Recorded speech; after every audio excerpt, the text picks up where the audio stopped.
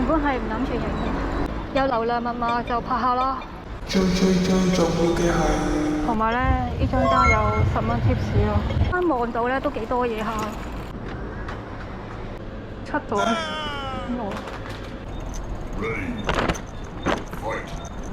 拎唔到啊，所以一定要開兩次啊。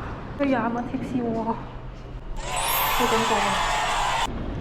咁我啱啱咧就接咗一張超市單啊，原本今日係唔諗住拍㗎。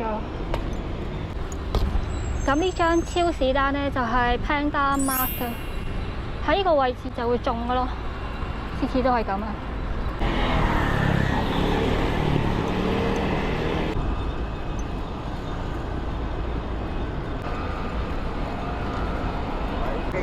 原本係唔諗住影嘅，有流量密碼就拍下啦。最重要嘅係，同埋咧，呢張單有10蚊 tips 咯，值得我去做咕喱咯。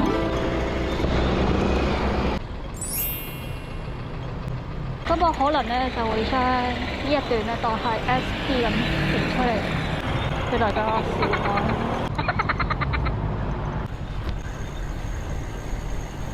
今日有月光啊！呢度去呢個嘅 Panda Mart 咧，其實都唔係想象中咁近啊。因為如果我唔行嗰條馬路咧，推車過去嘅話咧，都有啲時間㗎，都有啲時間。但係如果你話叫我去行嗰條馬路，我又唔係好敢踩喎，因為嗰條馬路咧係比較危險啊。之後呢度前邊咧就有一段路都係要推車過去啊。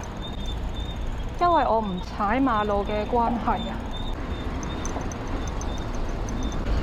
即係佢啱啱咧就叮我咯，就代表佢已經準備好咯。雖然就話叮我啫，但係我真係捉唔到啊！呢段路咧超級窄咯，之後就人又好多啦，我都係慢慢碌過去咯。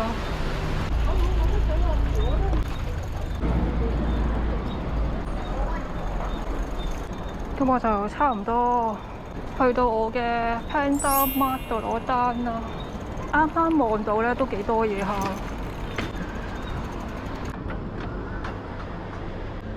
，7袋，我見到有7袋啊。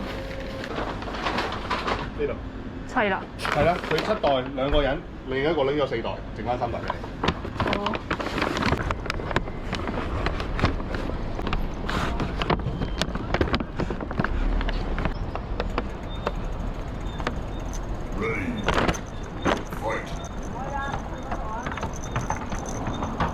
咁佢話係有7袋啦，但係已經分咗單。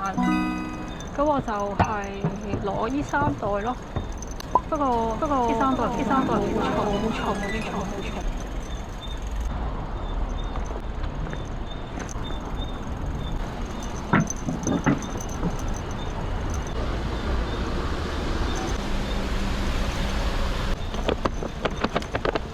咁我呢度咧就有3袋咯。嗰個箱都咁唔錯，不過我就希望咧，我之後嗰個屋苑係可以直達咯。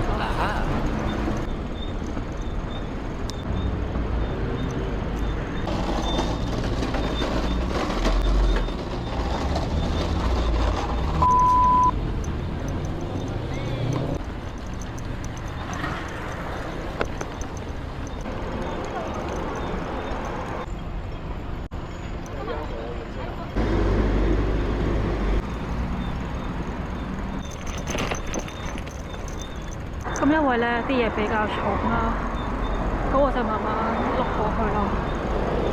都大約知道個位置喺邊，咁就唔使揾路啊。因為唔使揾路咧係爭好遠嘅。咁我做咩嘢呢一單咁接都會接咧？就因為有40幾蚊嘅。當然就計埋我客人俾咗嘅10蚊貼士咯。咁其實呢啲單咧就係冇單車就一定做唔到嘅單嚟嘅。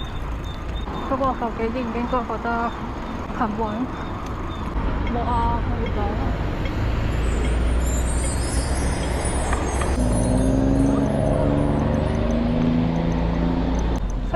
處就係唔需要擔心行錯路啊！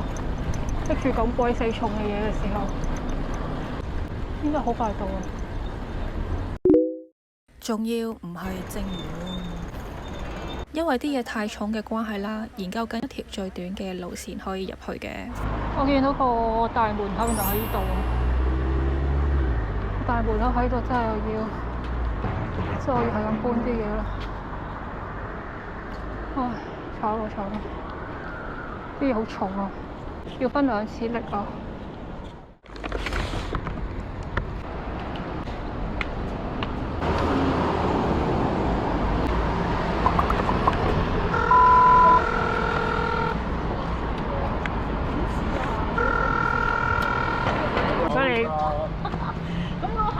咁我今次分2次力咯，因為啲嘢真係好重，拎唔到啊，所以一定要分2次啦。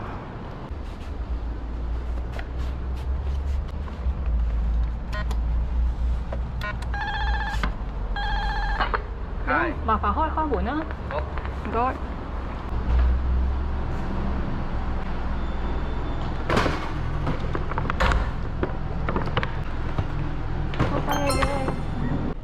因為咧，真係好重嘅關係啦，分佢2次力啊，差唔多上到去。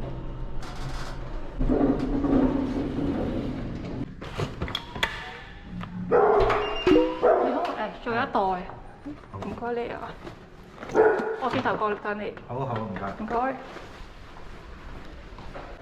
嗰客好友善㗎，因為嗰客嘅友善，你就覺得有啲唔辛苦。而家落翻去攞埋嗰個袋先咧，開動力啊！我而家一啲都唔辛苦，而家就好輕鬆啦，得一袋。唔該你。呢個屋苑咧，我都係第1次嚟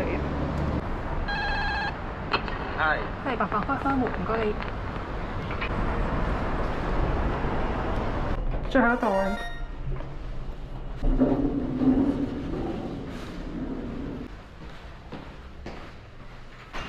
多謝你嘅貼士。唔該你。好多謝你啊！拜拜。係咧，俾咗20蚊貼士喎，好感動啊！其實個客人咧已經俾咗10蚊貼士啦，之前事後咧佢又俾咗20蚊貼士我。即係話佢一共俾咗30蚊貼士啊！歷史以嚟最高嘅1次紀錄啊！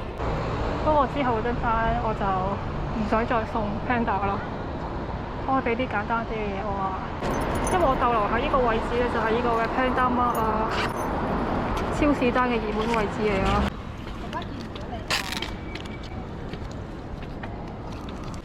我呢家咧要嗱踩離開呢個位置先，踩到喺呢度附近咧就安全。咁之後就收到張單咧，就送去呢個嘅抗熱街啊！而家去吉野家娛樂廣場 ，OK 啊！吉野家咧呢餐係要小心啲，因為我之前倒瀉過1次，就好彩我遇到個客。冇乜嘢，我之前咧都試過俾個客咧，因為我倒瀉咗佢半杯嘢飲，鬧咗我5分鐘至少。咁其實都明嘅，倒咗杯嘢飲係的確好唔開心嘅，你話係咪？呢個叫做 SP 啦，算係就錄到呢度為止啦，我唔錄啦，因為其實今日個人好攰啊，唔想講嘢啊，再見啦，大家。